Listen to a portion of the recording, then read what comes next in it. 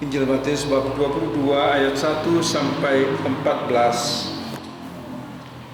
Perumpamaan tentang perjamuan kawin. Lalu Yesus berbicara pula dalam perumpamaan kepada mereka. Hal kerajaan surga seumpama seorang raja yang mengadakan perjamuan kawin untuk anaknya. Ia menyuruh hamba-hambanya memanggil orang-orang yang telah diundang ke perjamuan kawin itu, tetapi orang-orang itu tidak mau datang. Ia menyuruh pula hamba-hamba lain. Pesannya, katakanlah kepada orang-orang yang diundang itu, sesungguhnya hidangan telah disediakan, lembu-lembu jantan dan ternak piaraanku telah disembelih. Semuanya telah tersedia, maka datanglah ke perjamuan kawin ini. Tetapi orang-orang yang diundang itu tidak mengindahkannya.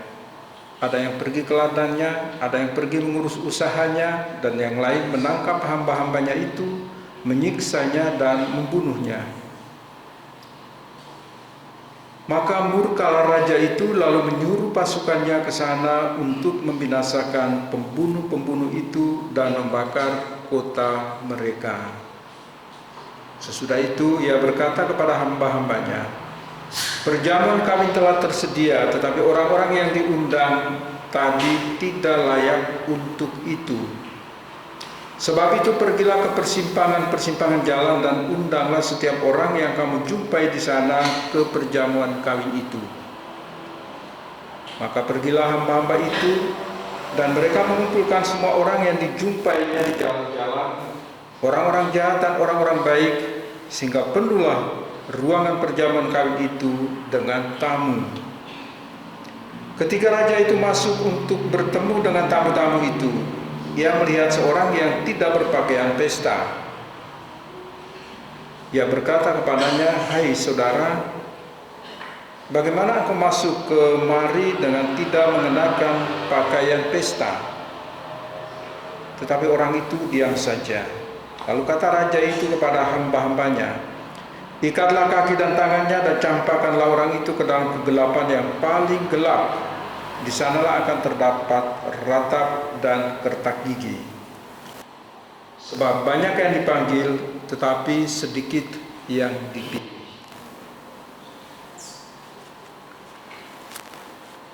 Demikianlah sabda Tuhan.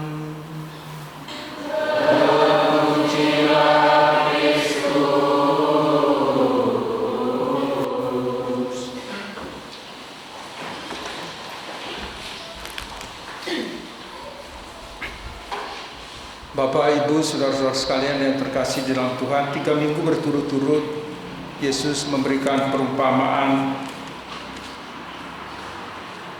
Yesus memberi perumpamaan tentang kerajaan Allah. Minggu yang lalu kita mendengar perumpamaan tentang penggarap-penggarap kebun anggur. Sebelumnya perumpamaan tentang 2 orang anak, dan seterusnya pada hari ini tentang perjamuan kawin. Tetapi sekali lagi satu hal itu, meskipun dikisahkan banyak hal soal undangan dan sebagainya, tapi jangan kita terkecoh dengan kisah panjang tentang siapa yang diundang, orang datang atau tidak datang. Tetapi inti yang paling pokok adalah kerajaan Allah. Inti yang paling pokok adalah kerajaan Allah. Sebab membantu kita untuk memahami, kita paham, kita mengerti dulu kerajaan Allah itu di mana. Apakah nanti saya mati, saya diadili, lalu di sana saya menikmati kerajaan Allah? Atau kerajaan Allah ada di mananya?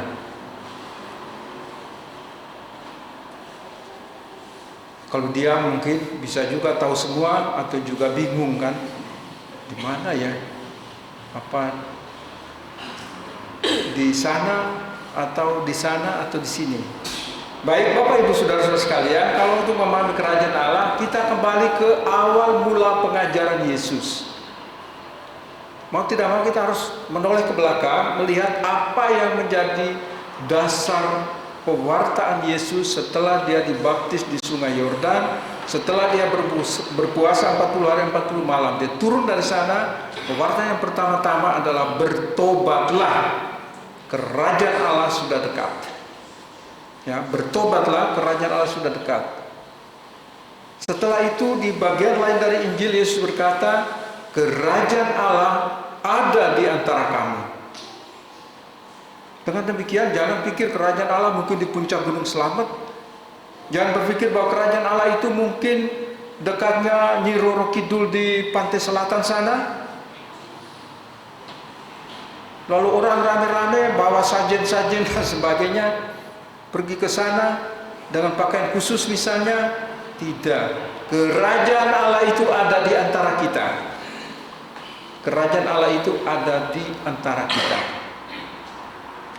Perumpamaan tentang perjamuan kawin ini mau menunjukkan kepada kita bahwa Yesus selalu hadir dan menghadirkan kerajaannya di antara kita lewat Ekaristi Kudus yang kita sebut dengan perjamuan kudus.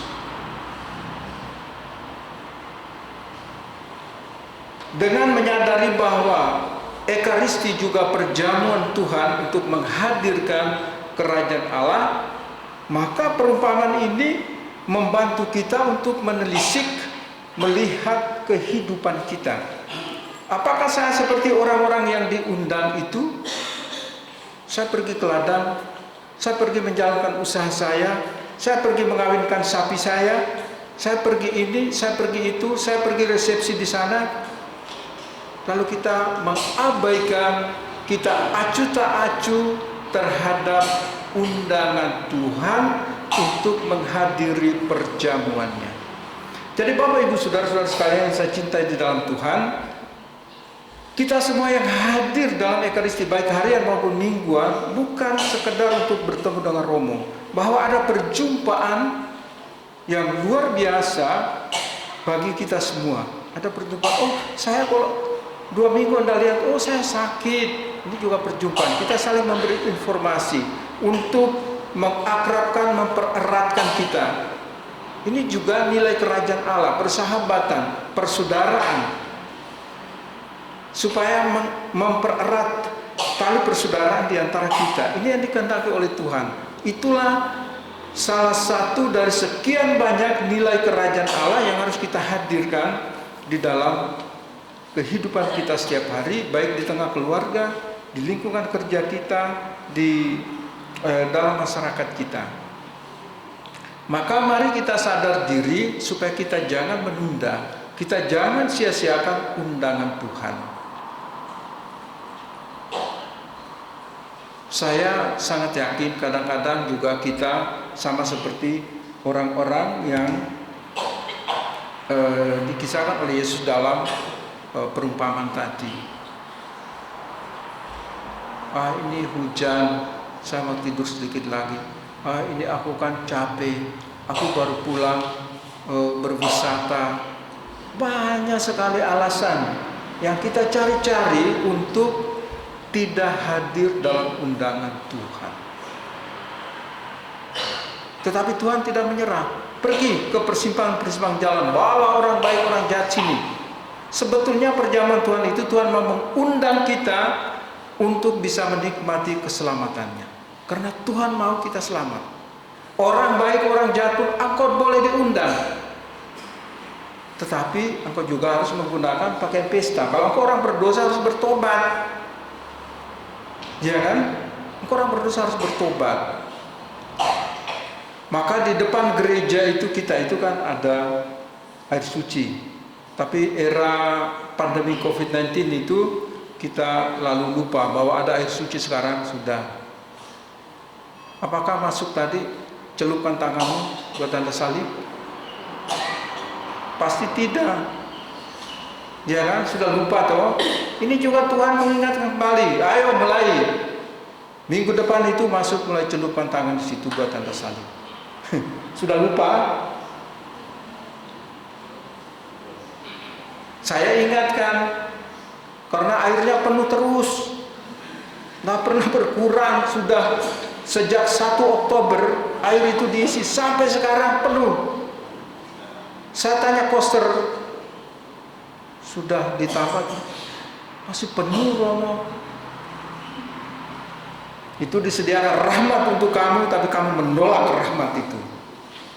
Disediakan keselamatan bagi kamu, tapi kamu abaikan keselamatan itu. Itu sarana-sarana keselamatan. Oleh karena itu, silakan manfaatkan semua sarana itu disediakan oleh Tuhan untuk kita, karena Tuhan mengendaki kita semua selamat. Itulah yang dikatakan oleh Yesus. Saudara, kenapa engkau masuk di sini tanpa pakaian pesta? Tanpa pertobatan, tanpa penyesalan. Tuhan bilang, pergi undang semua orang, yang baik maupun yang jahat. Yang jahat pun harus bertobat. Itulah pakaian pesta kita. Maka setiap ibadah kita, perayaan-perayaan kita selalu mulai dengan pernyataan tobat. Saya mengaku kepada Allah yang Maha Kuasa dan kepada saudara sekalian, harus dengan penuh kesadaran loh, ya, bahwa saya telah berdosa dengan pikiran. Engkau tidak melakukan atau berpikir tentang yang jahat terhadap orang lain, dosa, mengaku ya. Dengan perkataan mulut ini, ya, berkata kotor, berkata kasar, umpatan-umpatan, bertobatlah. Perbuatan kaki tangan kita mencubit, menjewer, menampar, mencuri, ini pertobatan. Termasuk juga kaki kita yang mengantar kita melangkahkan kaki bukan ke tempat yang baik, tetapi di tempat-tempat yang tidak seharusnya. Jadi semua ini pernyataan tobat kita. Inilah cara kita menggunakan pakaian pesta untuk masuk ke perjamuan kawin itu. Jadi nanti kesempatan lain kalau ada pernyataan tobat, jangan asal cuma di mulut. Saya mengaku pada Allah yang Maha Kuasa dan saudara sekalian bahwa saya telah berdosa dengan pikiran, perkataan, perbuatan dan seterusnya. Tadi WA siapa ya? Ini nggak laku. Tuhan bilang, kamu hanya memuliakan aku dengan bibirmu, tapi hatimu jauh dari aku. Bagaimana aku bisa dapat keselamatan kalau seperti itu? Maka pertobatkan semua, kaki tangan kita, jari-jari kita. Maka di depan itu, dekat air suci itu, ada tulisan HP dengan tanda silang. Artinya apa itu? Kita masuk ke perjamuan Tuhan tanpa bunyi HP. Tapi ada juga yang masih sembunyi-sembunyi, terutama yang bawa tas itu kan, masih lagi intip-intip WA atau Instagramnya atau apapun. Bagaimana mendapat keselamatan ini? Bapak Ibu, saudara-saudara sekalian, perjamuan Tuhan, undangan Tuhan untuk perjamuan saat ini pendahuluan. Itu di dalam Ekaristi Kudus, itu perjamuan Tuhan. Nanti perjamuan yang lebih besar itu waktu waktu penghakiman yang terakhir. Itu perjamuan yang sungguh-sungguh besar. Kenapa? Karena orang datang dari utara dan selatan, timur dan barat, diadili berdasarkan perbuatannya. Maka di sana dipisahkan antara kambing dan domba. Mudah-mudahan kita termasuk yang domba. Senang sate kambing? Kamu nanti di sebelah kiri. Senang daging domba? Senang? Nah, kamu nanti di kanan. Tapi itu untuk memisahkan yang baik dengan yang jahat itu. Mana yang berpakaian pesta, mana yang tidak. Nanti kita akan dipisahkan dalam perjamuan yang besar itu. Kita yang seringkali mengikut perjamuan pendahuluan ini, kita dikenali satu persatu. Kita dikenali satu persatu. Maka Tuhan bilang, namamu sudah ada di telapak tangan saya. Ya. Dan hidupmu ada di ruang mata saya. Maka Allah itu melindungi, menjaga, dan memberkati kita setiap saat.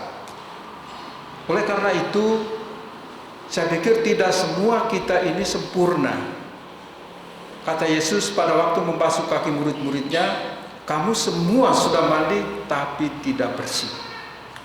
Kita semua sudah menerima sakramen pembaptisan, tapi kita semua tidak bersih. Karena itu gereja masih menyediakan satu fasilitas lagi untuk membersihkan diri kita, membaharui diri kita, yaitu sakramen tobat. Tetapi jarang sekali orang mengaku dosa. Setahun sekali aja nggak pernah, sedikit sekali yang mau mengaku dosa. Setahun 2 kali, ya itu kan napas ya, pertobatannya itu napas, Natal Paskah. Diadakan di gereja, saya dan Romo Niko adakan di gereja. Nampaknya jumlahnya menurun drastis. Terus saya menjemput bola, pergilah ke lingkungan-lingkungan. Juga ada yang masih ngumpet, ya kan? Terus ada yang diam-diam WA Romo. Jadi jangan tanyakan lagi ya, Romo, nanti kan ada pengakuan dosa di lingkungan. Loh, dosa saya apa ya? Loh, kamu yang buat dosa kok tanya ke saya? Dosa itu kan rahasia pribadi. Masa kamu curi cerita sama saya, Romo, tadi aku baru habis rampok bank A atau bank B. Masa gitu? Terus saya jawab apa? Nah, yang sedang Anda katakan itu juga dosa, kesombongan. Seakan-akan Anda tidak berdosa. Sombong juga dosa, ya. Salah satu dari 7 dosa pokok itu kesombongannya. Ketika aku bertanya, Romo, dosa saya apa? Sombong sekali kau. Seakan-akan tidak ada dosa, mengaku dosa kesombongan itu ya. Nanti kalau Romo datang ke lingkungan itu, mengaku itu. Jadi kita semua ini orang berdosa kok. Siapa di antara kita yang tidak berdosa? Andai kata kita semua ini tidak berdosa, Yesus nggak datang. Kenapa? Karena Yesus bilang, aku datang bukan untuk mencari orang benar, tapi orang berdosa, supaya mereka bertobat. Jadi kita semua ini adalah kumpulan orang-orang berdosa yang bertobat. Dengan pertobatan kita itulah menghadirkan kerajaan Allah di antara kita, kata Yesus. Anda bisa menghadirkan kerajaan Allah di tengah-tengah keluargamu. Ketika di sana ada pengampunan, ketika di sana di dalam keluargamu ada kasih, ada persaudaraan, ada cinta kasih, ada persahabatan, ada kerjasama, supaya keluarga-keluarga kita ini akan menjadi saksi, menjadi terang bagi orang lain. Itulah cara kita menghadirkan kerajaan Allah di antara kita. Maka mari kamu anak-anak muda juga, di dunia pendidikan juga kamu harus menghadirkan nilai-nilai kerajaan Allah. Engkau juga harus jujur, kamu pelajar dan semua harus jujur dalam hidupmu, karena kejujuran itu mahal. Sebetulnya orang Katolik itu punya merek paten itu, brandingnya itu kejujuran. Jadi kalau generasi ini, kalau mereka tidak jujur, hancur leburlah kita semua. Maka orang tua, didiklah mereka menjadi anak-anak yang jujur. Orang jujur itu orang yang bahagia. Coba, ada di antara kamu yang maling, apakah kamu bahagia? Takut tiap hari. Kapan saya diciduk polisi? Itu kamu menghadirkan kerajaan setan, bukan kerajaan Allah. Kerajaan Allah itu tidak menghadirkan ketakutan, tetapi menghadirkan sukacita, kegembiraan, damai sejahtera. Oleh karena itu, Bapak, Ibu, saudara-saudara sekalian, supaya nanti pada waktunya kita masuk dalam perjamuan yang besar, kita masuk di dalam bilangan orang-orang yang diselamatkan, marilah kita terus-menerus membaharui diri kita, mengaku dan menyesali segala kerapuhan, kelemahan, kekurangan dan dosa-dosa kita, supaya hari demi hari hidup kita pantas di hadapan Tuhan dan kita menjadi saksi hadirnya kerajaan Allah di antara kita. Amin. Nanti untuk syahadat nanti kita akan doakan bersama-sama, karena ketiga saudara kita ini, Pak Yosef dan istri Fani, mereka akan membaharui janji baptis mereka. Kemudian penerimaan itu mereka akan menerima upacara-upacara pelengkap yang tidak diterima di gereja sebelumnya. Maka nanti kita semua akan membaharui janji baptis. Oleh karena itu saya persilakan Anda semua untuk berdiri. Pak Yosef dan istri, Fani, Pak Rio dan istri untuk mendampingi mereka. Silakan maju ke depan.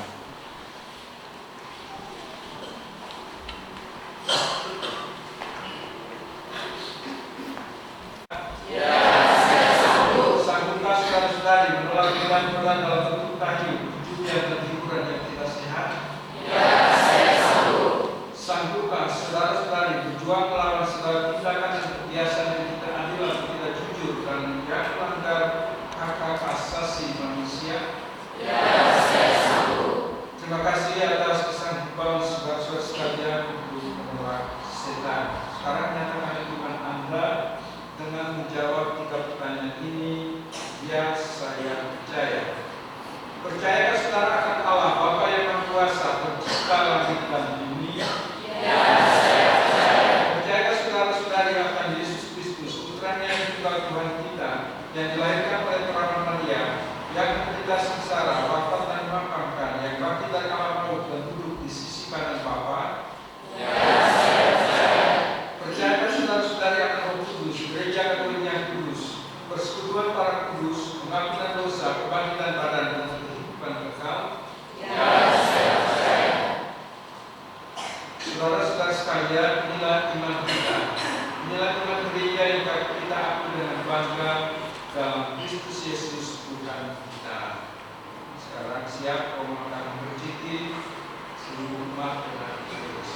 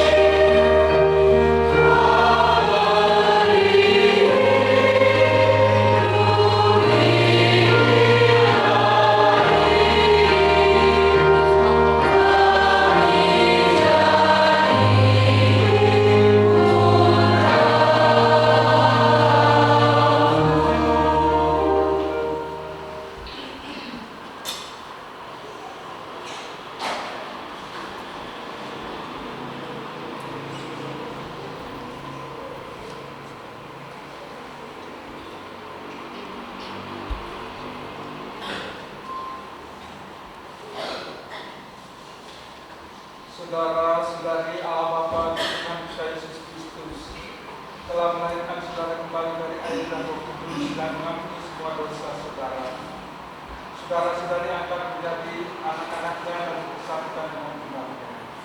Sekarang saudara diurapi dengan minyak Kristus dan Kristus, diurapi oleh Roh Kudus menjadi pembangunan dan imannya. Semoga Allah berkenan menyembuhkan saudara, agar saudara menjadi anggota umatnya yang setia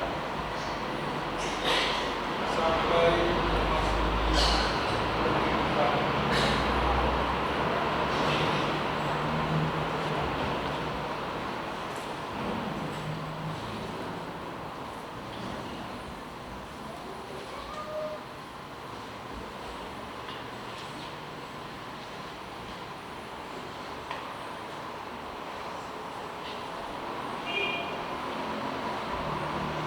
saudara-saudara terkasih, saudara-saudara menjadi makhluk baru dan telah mengenakan Kristus. Terimalah pakaian putih ini setelah baptisan ini yang menandakan sahabat saudara yang gugur.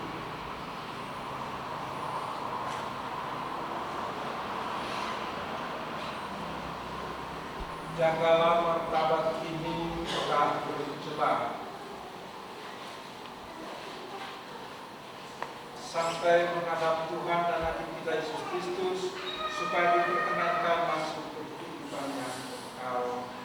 Amin.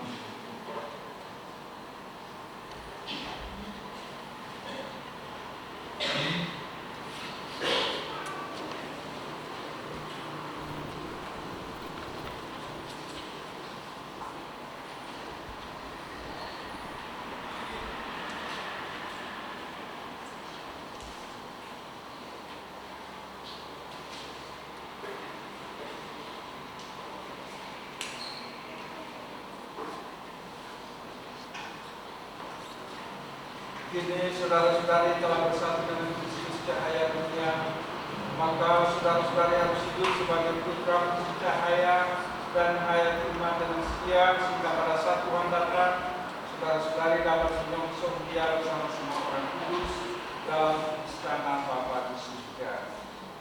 Amin. Saudara-saudari telah dilahirkan kembali dalam pembaptisan dan diterima sebagai anggota tubuh Kristus dalam keanggotaan gereja Katolik.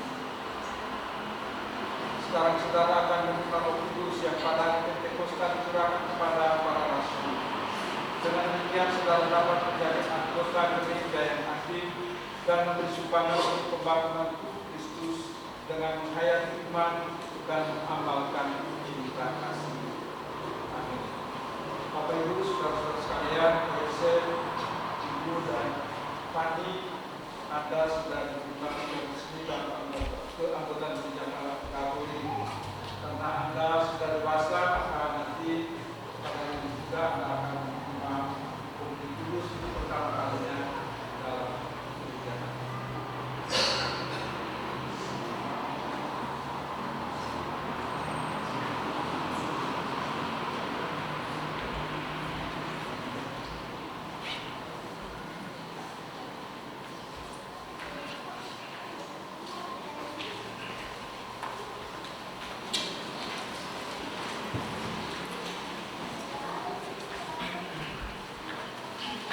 Kita